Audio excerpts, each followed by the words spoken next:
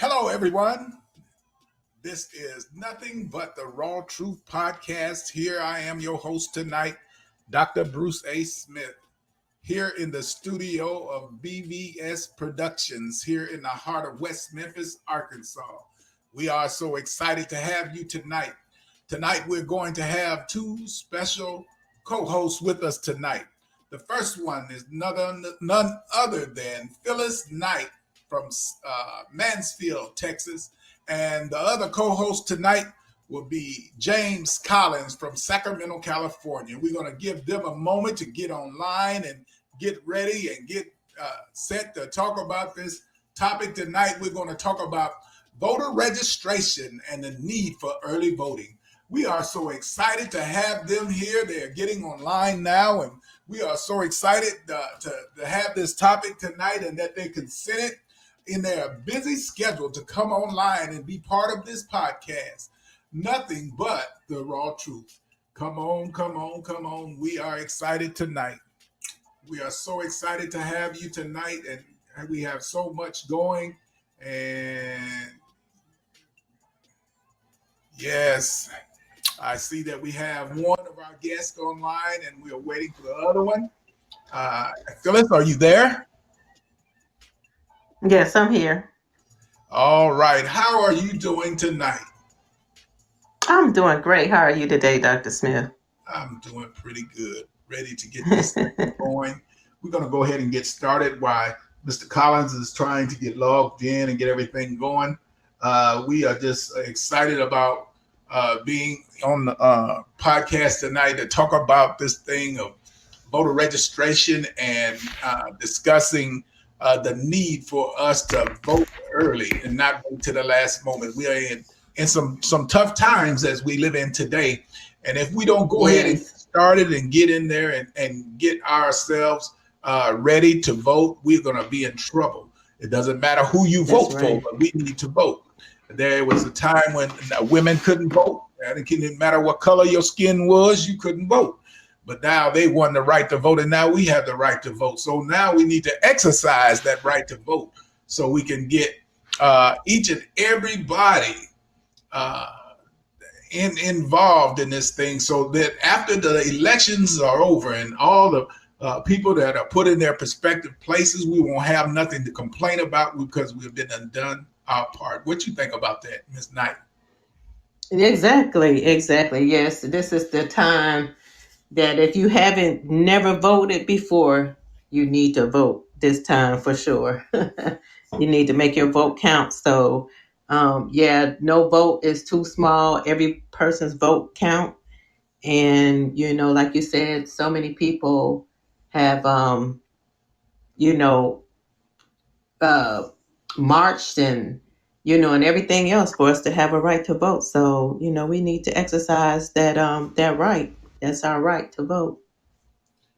Yeah, when we think about the voting and everything that is going on with the pandemic and everything that's going on in society Mm-hmm. today, it is important for us to get our vote counted. Because if you're not Right. satisfied with the things that are going in your state, the way they should be going, now's the time. If you're not satisfied with how things are going in your community, now is the time. If you're not satisfied that how things are going in the country, now is the time. It's time for us to get ourselves a knowledge base, get understanding. It's so important Right. to go out and get understanding about what we can do to get out and vote, because during this time, Right. this season, this is a different season from any other season voting. It's so Mm-hmm. important that there's going to be so many people that will have to vote, send in their votes and their ballots in. So you need to find out what your state says about voting Right. by mail, and what is the Right. time frame that you have to use to get your vote registration out there so that you can get Right. your ballot in the mail. In Right. Arkansas, there's a certain time frame. We see that we got Mr. Collins on now, but in our state, I think you have to have your paperwork and all that stuff sent in by October 5th. So it is so Mm-hmm. important to ensure that you Right. have that done and done on time. So Right. vote can be counted. What do you think? Right, right, right. Well, I do know, like in our state, I'm in Texas. To be eligible to vote by mail, you got to be at least 65 or older. You have to be disabled. You got to be out of the country on election day or during the election early voting period. If you're confined in jail, or but you're otherwise eligible to vote, you can't submit your application. So, like you said, you do need to know what the rules and the policies are for each state. So I know that's Mm-hmm. what here in Texas. Yeah. Sorry, I was a little late, but yeah, in California it's a little different. So, like everybody receives a mail-in ballot regardless. So I was kind of taken back when I first moved out here because it was a little different in Missouri and obviously in Minnesota. But out here, you get a mail-in lines on that. But I think the cool thing about living out here is just they kind of encourage you to mail it in because of the population. There's a lot of people who live out here, so the polls can kind of get overwhelmed. Then I think the overall plan this year is to really push it because of of COVID-19, right? Trying to keep as many people away Hmm. from the polls and to keep that infection rates down. And voting early is super important because it's not going to overwhelm, regardless of what we see on TV. It's not going to overwhelm, uh, the postal service. So the quicker they can get it in, the more time they have to process it.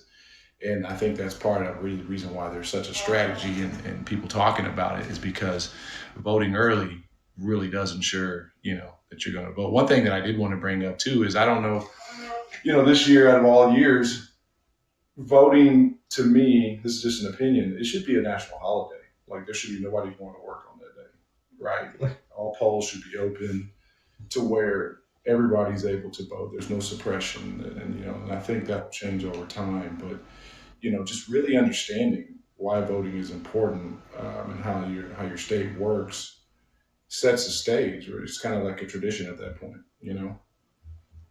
Right. I agree. Exactly, I agree. I think that's a good idea. Making it a national holiday, especially on the voting years, but also people that are like pregnant, Hmm. and things like that. My son, his they're going to have a child during that Hmm. period, so it would be in her best interest to go and vote early. So Hmm. it does make things easier for people like that to get out and vote, during that early voting period, so that they don't have to stand around people with disabilities and things like that. It makes it a Hmm. lot easier if they can get out and go vote earlier than wait till Hmm. election day. Yeah. So if a person in your state have to get registered to vote, what is the date, or do you know the date, the deadline date for getting your registration completed in the state of Arkansas? You have to have your registration deadline is on Monday, October 5th, 2020. So whether you do it by mail or whether you do it in person, that is the deadline for getting registered to vote for this upcoming election. Yeah. I believe I ours believe is. that it's around the same time. I'm not exactly sure, but I believe it is around that same time. Yeah, and I just really quickly pulled up because I'm always interested. Like, okay, well, how does everybody work? It's California is the 19th of October. Right. That's another thing, right? Like, if you look at this, I'm just gonna kind of go through this. This is how this fragmented things are at times. So Alabama's the 19th of October, Alaska's the 4th of October, 5th Arizona, 5th Right. Arkansas, California 19th. The list goes on and on. So everybody's doing different things, Exactly. right? Hmm. To where I'm not sure how far we're going to go into this, but I did some research. I'm just real curious. I was like, okay, voter suppression, right? Or voting early kind of levels that out if you think Right. about it, right? And if you mail in your vote, it kind of levels it out because the tradition is you get in your car and You go wait in line, rain, sleet, or snow, and you cast that ballot, and then got your little sticker, right? And you did your thing. Well, the world's more digital now, right? To where, obviously you can't go online and do certain things because things can be hacked by other countries and again, things like that nature. But just a quick topic that I was thinking, I was like, okay, why is it such a big issue all the time? And I did some percentage of just African American voters. Did you know that African American voters in the Southeast, so that's like where you are in Arkansas, and just draw a line to like North Carolina, that's where most of our population lives in this country. But for some reason, it's tough for them to vote, right? They move the polls. They do different things. There's not enough education there. And I think people are starting to wake up to that and saying, okay, you see like LeBron James, you see different people doing different things. I know like here in Sacramento this year, they're opening up. They're opening up I know all NBA's clubs are doing this, but I know in particular Sacramento, they're opening up the NBA arena to vote on that day, just so people have a place to go. Exactly. And it's so important that people, I don't know. I think about growing up and I think, oh, you vote? Oh, I don't vote. Why not? It doesn't matter. It really does matter. Yes, it does. It really does matter. And I think that's a stigma in that particular part of the country and things like that. Which is, I think people are starting to wake up to it, and trying to figure this out. One thing I've come to realize that if you don't take the time or take the opportunity to vote, you have no right to complain about anything because you didn't do your part in getting out there and voting. It's not. I can remember when I was a young man. I probably did not vote for the first time till I was almost 30 years old. And then afterwards, I realized that what I had given up, and I thought about when I was able to think about all those that gave their lives to get the right to vote, and I was not even going out and exercising my right to vote after all of that everyone had went through to enable me to be able to vote, and I wasn't doing it. So it convicted me to start to pushing to make sure no matter what the situation was, or no matter what it was going through, that I would exercise my right to vote. It's not enough to say, make a statement and say that my vote's not going to count. It definitely won't count if you don't do it. So it's important. It's important for each and every one of us to get out there, take the time. It's sometimes in life we're going to be inconvenienced, and that's one of the times. Sometimes if you have to go to the polls, it's going to inconvenience. Sometimes we don't want to stand in line. But what I think about, if I don't stand in line and then things don't go the way that I want to, I don't have a right to complain about it. So I would rather take the time to be inconvenienced for one day to go out and do what I need to do to vote, to make sure that my vote count, that I have a say so in the things that are going on in this country in which I live. So it's just so important for each and every one of us to step up and step out. And when we hear about people that say that they don't want to take the time to vote, we need to encourage them, don't discourage them, but we need to encourage them to exercise the right to vote. We need to encourage them and tell them why they need to go out and vote. Because see, voting, there was a time when we couldn't vote. There was a time when we couldn't even go in the front door of a restaurant. There's so many things that have had to change. And the only way, voting is power. We have to understand that our vote can count. Our vote has power, but if we don't exercise that right to vote, if we don't step forth, then we can't say a word about anything that happened. We can't complain about the people that are in power. But if we exercise our right to vote, then if the people that we don't want to get in office get in there, and if the people that we want to get in office, if they don't do some of the things that we want, that's when we can have an opportunity to complain. But first thing we got to do is exercise our right to vote. Yeah.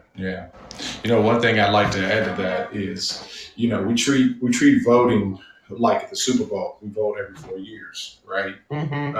There's a lot going on in your communities. I don't know if you guys have been that, you go to, let's say we got Rayleigh's out here, like a grocery store, you'll see people out there that are trying to get you to sign up. If you stop and listen to what they're doing, it's not to get your signature because they're trying to do some forgery. They're actually trying to affect the local government, right? Because that's where the power is at. The power is in your neighbors and the people that you live around. Exactly. I know the presidency is important, and it's kind of an Yes. image of the whole country. Yes. But local government. I mean, it affects a lot. You affect school quality. You Exactly. affects how you're being policed in your neighborhoods. I mean, people don't realize you can vote for your local sheriff, right? Right. There's a Yeah. lot of things you can do. I know one thing out here that's super important, and it is making an impact. I just saw the other day where San Francisco, I live about an hour and a half from there, where their rents are finally going down, and it's because people are starting to rally, and obviously COVID and things like that are affecting it. But you can't think that those efforts aren't going unnoticed, right? Another thing I think about, even being from Kansas City, I remember for a long time, people really wanted public transit. It wasn't something they were willing to do. It cost too much, tax here, tax there. Now you got public transit in the form of trains where people can go to work, right? They can take a job on the other side of town because now they don't have to depend on, a vehicle they may not own or don't own, it's not working or what have you. And voting at the local level is the most powerful voting you can do. It's not, it's, the presidency, I get it. It's important, but everything runs uphill. Think of it going from foot soldiers or like the regular everyday life civilians all the way up to the federal government. That's how the policies are created from the ground up. And I think, being African American, I think that's where we've lost our luster, because we've never, in my opinion, we've never really just said, okay, what's our voting strategy? Right. What is our strategy for our community? Like, what are we going to do? Right. Okay. We see these things are affecting us, but what are we going to do differently? First of all, I'm going to tell you, it's not easy for an African American or anybody of color to get on a ballot because the cost is not, it's very hard. You got to campaign, there's a lot of different things, but there's a lot of things that go on where people can come together, right? And the money's not everything, but you can be noticed if your policy, somebody will back you if it's something that you believe in and it's going to affect. And I think the more and more you see what's going on and things that are happening, and one thing I will say also is getting on a ballot is like joining a fraternity. It's not easy, okay? But once you're on, or somebody that is on, I think that's where these younger folks, this younger generation's figuring it out, is that if they're on there, they can make changes. Exactly. You know what I mean? So. Right. One of the things that I'm seeing is hardest to get accomplished is to get young people in to vote. So many times we find that our young people do not want to take the time to vote, or we haven't taught them the necessity of voting. They growing up never did see the necessity for voting. Mm-hmm.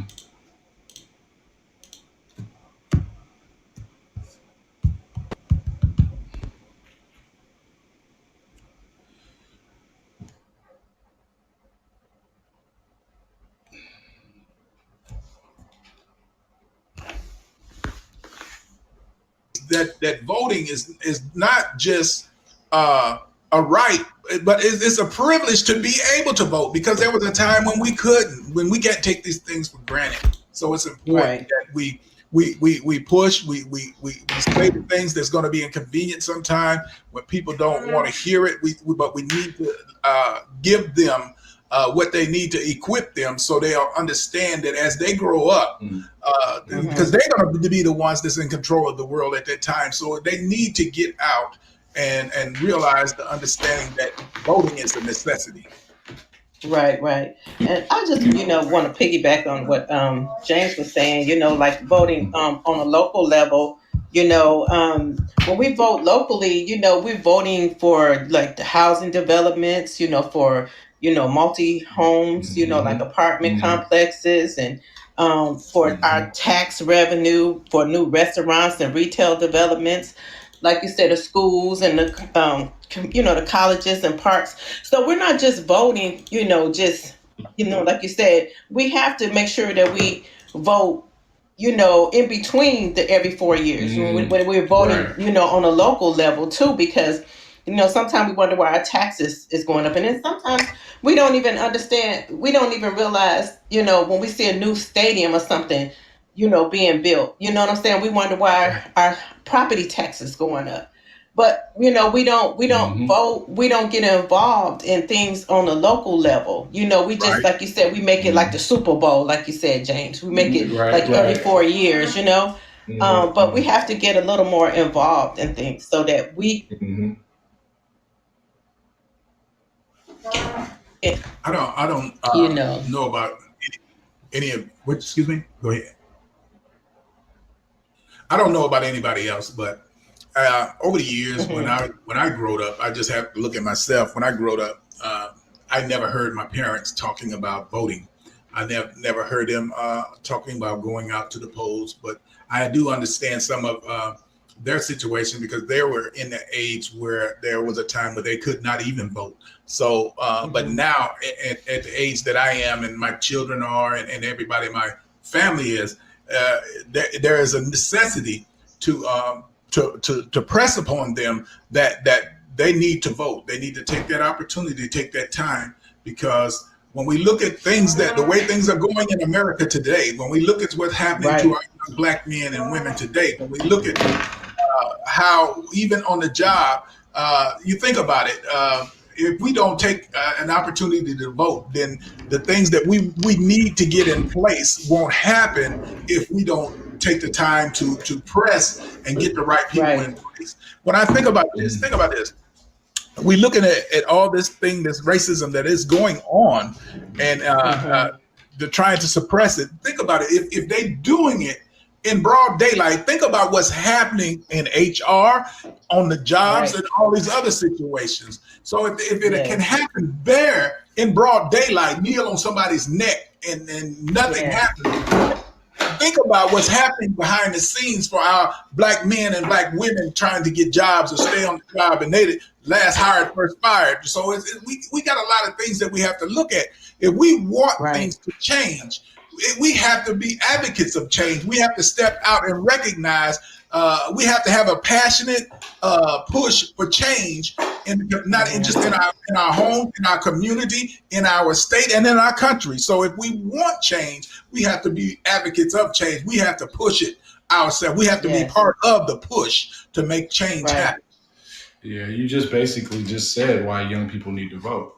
That's exactly Hmm. why, because there's a transitional thing happening in this country. Baby boomers are getting older, right? Hmm. And they kind of set the foundation from a manufacturing standpoint way back when, right? Where they were able to have those jobs and set the foundation for their families.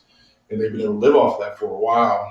And, but now, we don't live forever. That's just how life works, right? So as Exactly. that's Right. happening, and they're in these leadership positions, in particular in business and in government, what's happening, and you got to be very careful with this one because we need, first of all, we need more women in power. I'm just going to tell you that right now. It's not just about black. We need women in power because they just see Exactly. things a little bit differently.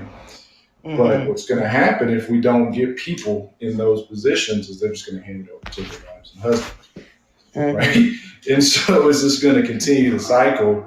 And so, but there is this quiet, I don't even like to use the word war, but there's a quiet transitional war going on. The older folks don't Hmm. want to let the younger folks set the foundation.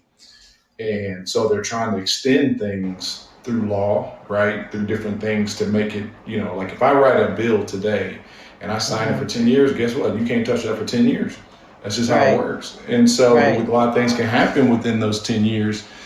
And, the one time, based on my research, the one time that young voters came out and voted, and there was something on the menu, and it was LGBTQ, where there was Hmm. laws and there was marijuana and things like that, Right. where Obama was coming in and everybody went to vote. Right, that man won strictly on the young vote. He went to people like, "Wow, I didn't know these people were voting." Well, that's got to kind of happen again. If they want certain things to happen, I Hmm. think we all found out 4 years ago, oh, it don't matter, Hillary's going to win, or this person's going to win, or that person's going to win. You found out Hmm. that night when you went to bed, your favorite person didn't win. And so Yes. now you're in a situation where, I don't know about y'all, But there's been some interesting things that have happened these last 4 years, but I feel like we're going backwards, right? We're not going forward. And that is because young people have to vote. They just have to. It's just the way it works. I mean, I'm 39. I've been voting since I was 18, and I'm gonna tell you, you don't win everything you vote for. But like you said earlier, that you said, look, now I can speak on it, right? I at least can understand where my vote went or what's going on, and my kids. Because I'm gonna tell you something. I got a 16-year-old and I have a 10-year-old. They look at politics way different than we ever did, right? It's in their face. It's in their face, right? Where we just didn't pay attention to it, like it's in their face, and they know what's going on. They're looking at us to say, okay, well, what are these people going to do? Because I can click. We're having this call right now, and we're researching, getting information in a second, right? That's how they see the world, and there's a battle between that, and there's a battle between no, we're not going to do it that way, and there's somewhere in the middle.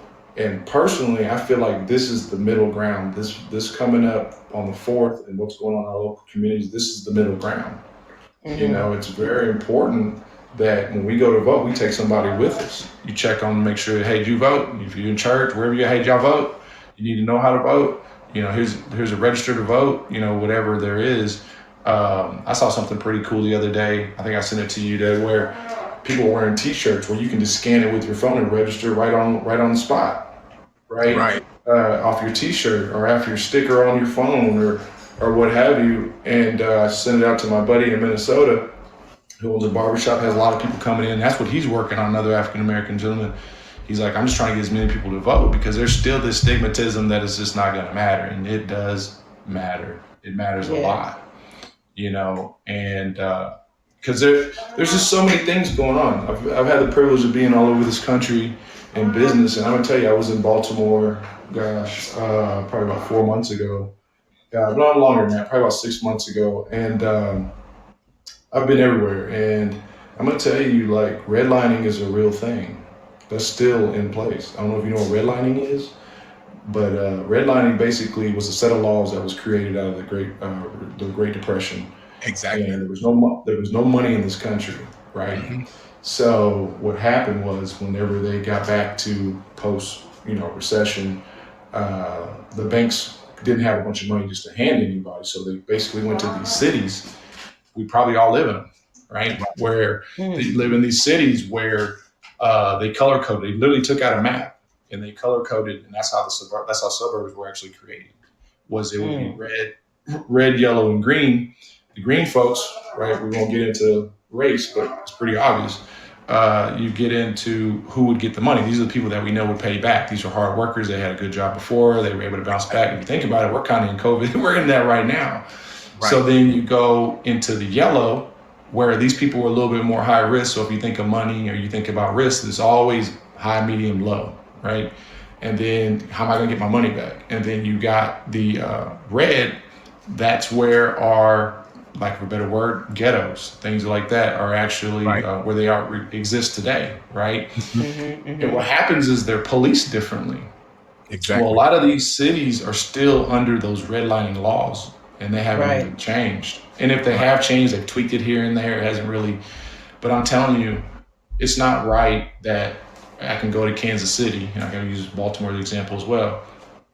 If I go one block around where I was just at, where there's boarded up windows, black folks sitting on the porch, no air conditioners, it's hot. They have nothing. And if I go around the corner, there's the biggest, prettiest buildings you've ever seen in your life. Exactly. Right? And I think of the plaza in Kansas City. I remember growing up going there as a kid. We go to the fish market. I guess we go to the fish market today.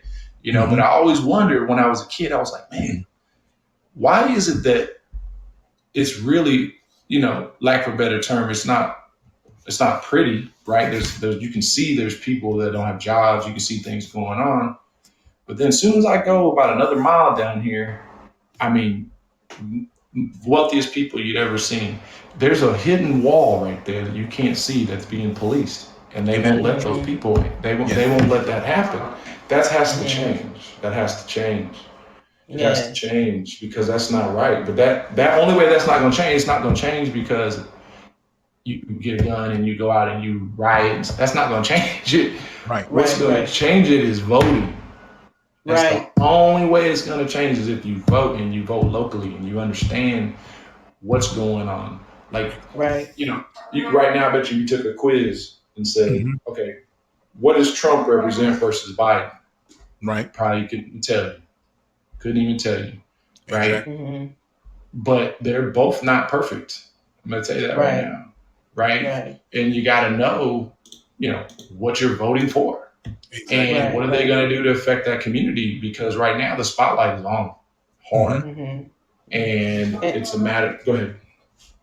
No, I was just going to say, what you're saying is like different leaders have different opinions on how to protect us. And, some, basically, how they police us, the military force, the military forces, so we should make sure that we choosing leaders, that we feel that's going to protect our lives and our civil rights. Right. Too, so we sometimes don't think about that. That's something that we have to consider. How are our civil rights going to be protected? And that's a lot what we're dealing with right now. Our civil rights. Yep. Yeah, I mean, even down to the hospitals, right? Like, look who's being affected by COVID the most. Let's just be honest. Right. African American. Yes. People of color. And when we not even just looking at that, it's crazy. We look at the prison system. We look at our prison system, and we look in that, and we see that almost 80% of those in there are people of color, and we only make up 15% of the people in the United States. So you're telling me that you make up 15%, but you make up 80% of those that are incarcerated. So we have to look at those things. If I'm correct, I think it's about 15% African American in the United States, and I think it's about 16% Hispanic. So when you look at those things, if you add those two together, that only equates to 31. But when you look at actuality of how many people there are incarcerated, it's equating to about 80%. So it's a disparity there. You saying that those other ones are not only that as a majority are not committing no more than 20% of the crime? No. So we have to look at this thing and evaluate it and try to get people in position and in place that's going to address things and try to correct some of the things, which we know no politician can come in and correct everything. But they got to put the best of what I call the best of the worst in the positions to try to make change. We need change in not only in our cities, but in our states, as well as in our country. And it has to, I think somebody said earlier, it has to start on the ground level in our cities. If our cities we don't start voting the right people in place in our cities, and then in our states, and then it equates to the country. So that's how we're going to make change. That's how we can have the power to change what's going on in society today. Right. Yeah. One thing from a business perspective, I've worked at a high level in the corporate world. And so I've seen a lot of the diversity strategies that are trying to take place. And what I'll tell you is, as people, the best thing we can do is support our local owned businesses. That's the best thing we can do, right? Like, if you have a Black owned business, or you have a Latino owned business, or Native American owned business, or women owned business, support them. Because the more they're supported, the more visibility they get too, that can affect change. You're affecting change with your dollar. Your dollar is a powerful thing on top of voting. Right. And for the Black folks in particular, they've taken our vote for granted in a lot of different ways, but we don't realize we represent $1 trillion to the economy. That's a lot of money. Exactly. Right. We represent a lot of money, but, in my opinion, we need to stop going to the malls and start taking that money and creating our own wealth.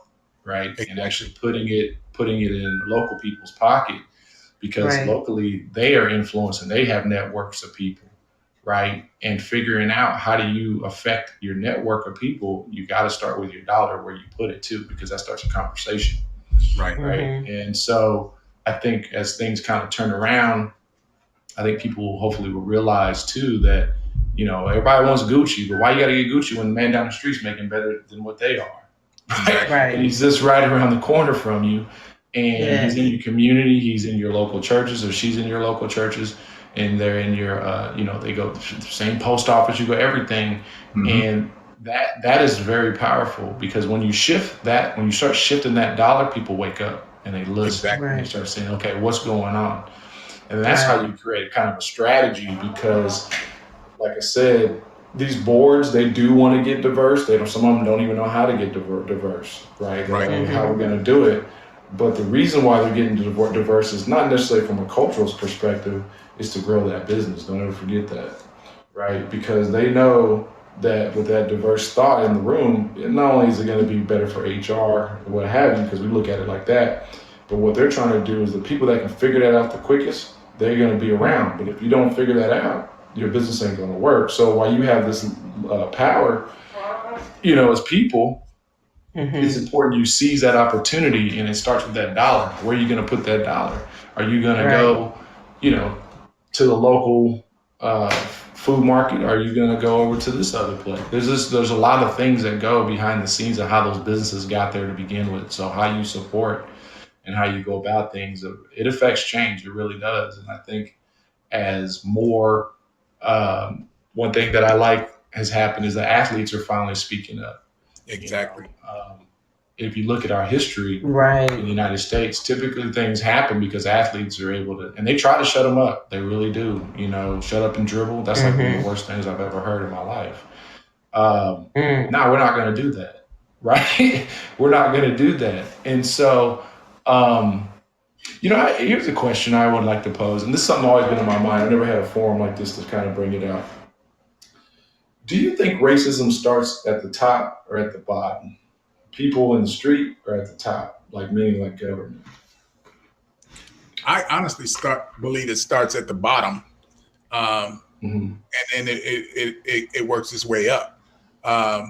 Because if the bottom doesn't accept it, then it definitely won't work on top.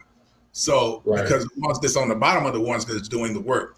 But if they accept it, it allows them and empowers those that are in power to do what they do, and they can push it even harder. But if the people that is in the bottom, the grassroots people that are doing the work, the assignments, if they are not accepted, if they do not accept it, then those that are in power, those that are in the positions, can't do what they do, because the people that's accomplishing the work. Because you look at the ones that's in power, the ones that's over the companies, they're not doing the work. It's the ones that what I call the worker bees. Those are the ones that are making the company actually move forward.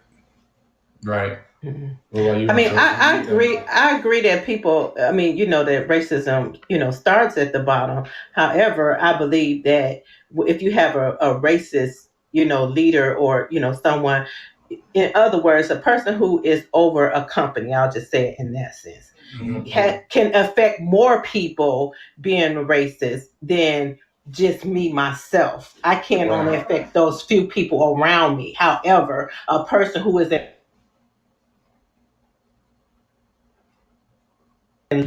so it may start at the bottom, but if you have a leader who is a leader who is not a racist, or who is a kind person, or what I'm saying, treat everybody right, he gonna affect, that leader will affect more people to be more kind to each other or whatever. So that's what I believe. I believe I agree. Be at the bottom, but the person on the top has the more, his leadership gonna spread out wider, then you're gonna cause the people who are racist, they're going to bring that out, because you have a racist leader. Great answer. So this is what I think those are great answers. So this is what I was asking. So when you look at, let's pull the onion back. So let's say, okay, this is all about voting, because this affects everything. Everything we're talking about affects voting. Okay. Okay. red and blue. Why does that matter? Right. That's a form of racism. It's a form Right. of prejudice. Already, before we even start, Right. it's what's You're being right. what's being instilled in us is already at the top. I'm red, you Mhm. blue. Mm-hmm. You know what Mhm. I mean? I'm blood, you're Crip. I'm Yeah. black, you're white. There's a Yes. division that nobody sees, Yes. right? So it's almost like, okay, if he's wearing red, then he don't believe what I believe in, or like that's the Yes. whole thing, and it trickles all the way down to the streets because it's Right. Mhm. being seen on your TV. It's almost like a strategy against people, Mhm. and I pray that people can see through that. Because Mhm. really, nobody needs to get on our television with a red tie or a blue tie for us to Right. identify these Right. policies. That makes no sense, right? Yes. So, but It's because like wearing the, like you said, it's like wearing the Crip rag. One got a right, blue rag, one got red. right. It y'all, doesn't make y'all no just y'all gang members in a whole nother level. right, on a whole nother level. But you know what right. else I wanted to bring out? When we vote for our president, we Yeah, have to realize too that we're voting for like the Supreme Justices too. exactly. Because a lot of those, like you got Clarence Thomas who was voted in by George Bush in 1991. So whoever the president is that appoint those Supreme Justices that affect the laws that we live by, Right, those justices, they're right. not there for like 2 or 3 years and they're gone.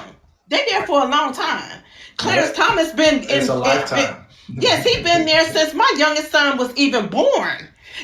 So Yeah, we have to remember, that we have to think yes, about those things. What we're voting for is not just, I don't like him or whatever. We got to know what we're voting for because we're voting for exactly. people who's making laws for us. That's going to affect not just me, but my children and now my grandchildren. So we have to think about that. That our vote means a lot. It's not. We shouldn't think our vote doesn't mean anything, that it doesn't matter. It's Right, my one little vote doesn't matter. Your one little vote can make the difference between us, having one law versus another because of the Right. person who right. appoint those justices. So that's Exactly. that's another thing we have to consider. Yes, ma'am. Yes, ma'am. Sorry, I didn't mean to get y'all fired up, but I always looked at it like that. I'm like, I don't understand why. I was like, okay, you want to unite me, but if I don't wear a red tie Yes. or a blue tie, I can't roll with you. That makes no sense, right? But when you look at our society, You know, that's so kind of the way that it's gotten messed up. And so it's important for us to wade through the mess and instill in our children and grandchildren the correct things and what to mm, look for and what not to look for uh, when they Right. in everything that we do. We have to be Mm-hmm. cautious in this world today when we look at everything yeah, that is Yes. actually going hmm on. Because I hate to say it like that, but if we don't, because we're losing so many of our young African American men and Yes. even some of our women today to some of this stuff that is just going on that is ridiculous. But Mm-hmm. so you got, and I hate to say it, that we have to be more cautious than anybody else in the world. I read some Yes. stuff the other day how back in when the Indians were getting driven out of North Carolina and those areas, Florida, and taken to Oklahoma. I found out that some of them even owned slaves because what they was trying to do is they was trying to civilize the Indian, and so they had some Mm-hmm. of the Indians owning African American slaves. So it is so much that has happened in society, so much has happened in the world that we're not even aware of. So it's Right. important for us as men and women to get empowered, and how we can get empowered is getting knowledge is power. Now knowledge can take us a lot of places that nothing else can take us. So we need to have knowledge of our situations, our surroundings, and everything that's going on, and the things that have happened, and that'll help us give Mm-hmm. us the insight that we need to help to push things in the correct way. Because you have to remember, like Trump say all the time, there's fake news. There's a lot of fake stuff out there that they want us to grab up because a fact Mm-hmm. is a lot of us African Americans don't want to read nothing.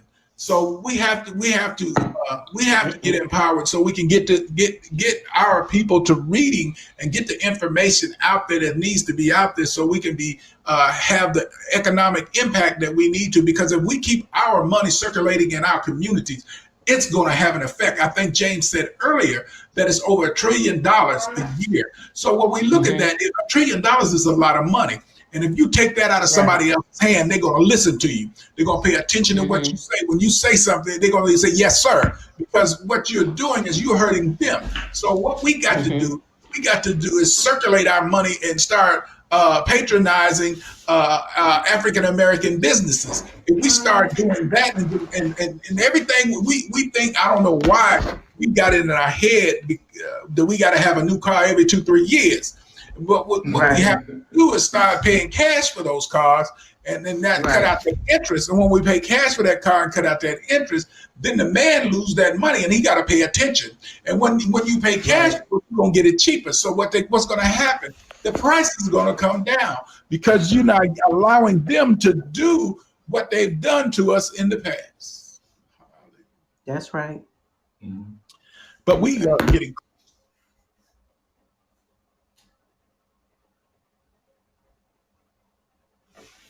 go correctly at the beginning. But I'm thankful for each and every one of you. Thank you for you, Miss Knight, and thank you for Mr. Collins for coming in, and thank you for our guests that listened in. We just appreciate you so much. We had a podcast this morning. It was Crossroads with Dr. Lee Adams. He talked about racism in America, and it was something to listen to and something to think about. So if you're listening to this podcast and you want to check out some of our other stuff, you go to BBS Gospel Broadcast Station you could even go on iHeartRadio and under their podcast, and you can hear our different podcasts. Our goal is to help us to help ourselves, that we can be empowered and have a powerful impact for the people in this time, because there's so much going on. James is in Sacramento, California. Phyllis is in Mansfield, Texas, and I'm right outside of Memphis, Tennessee. So we're not even in the same location, social distancing. But it is so important that we get a word out and realize to have an impact on this voting and ensuring that people get registered and people vote early. Don't wait to the last minute. Something always happens. It's something about on a job when they know the election day, they hold you there to keep you from going out and vote. So don't wait to the last minute to vote. Get that vote out. Get it out soon, and then we can make an impact for the people in our community, in our state, in our world. It's just so important. Phyllis, I'm going to ask you if you give us some final remarks, and then we're going to ask Mr. Collins will give us his final remarks, and then we're going to get out of here, and we're going to thank our guests for listening, and we can go ahead, Phyllis. Well, I just wanted to thank you, Dr. Smith, for allowing me to be on your panel this evening, and just want to, remind everybody, to get out and vote early. Voting early is between October 13th and October 30th. Just make sure you have your ID, and a valid ID, and get out there and vote. Your vote means a lot. It's important. And hey, this is the time that we got to vote. This is an important year to get out and vote. So I just want to thank you for allowing me to be a part of your panel tonight. Yeah, I concur. Thank you for inviting me. It was a lot of fun. I enjoy. I always haven't heard Phyllis's voice in a long time, and I appreciate you guys allowing me to chime in. Vote.org, register, and one thing that I will say: when you get those census bureaus, fill them out, send them back in. People got to know where you are. If you don't fill those out, you just set them to the side. People will not know where you are, and you will not receive your information to vote. So go to vote.org. It takes you 5 minutes to log in and just register yourself, and from that you should be set. As Phyllis said, as long as you have your license, you have everything you need, good to go. But vote, and go from there. Thank you for having me. As we get ready to close this out, I just thought about something I heard earlier today. How it was over 200,000 people in the state of Georgia that was taking out from having being registered to vote. They're trying to say that they didn't live at those addresses, but they found out that to be incorrect. So it's important to stay on top of our voter information so people cannot try to void out our opportunity to vote. They always are trying to stop and suppress the vote. So if we get ready, make sure that we are registered in time. In Arkansas, you have to be registered by October 5th and to vote in this upcoming election. So it's important for us to be ready, empowered, so we can have an impact at such a time as this. We thank you all for tuning in. Thank you for our listeners. And thank you for our co-host today. Have a good day and be blessed. See ya. Have a good evening. Good evening.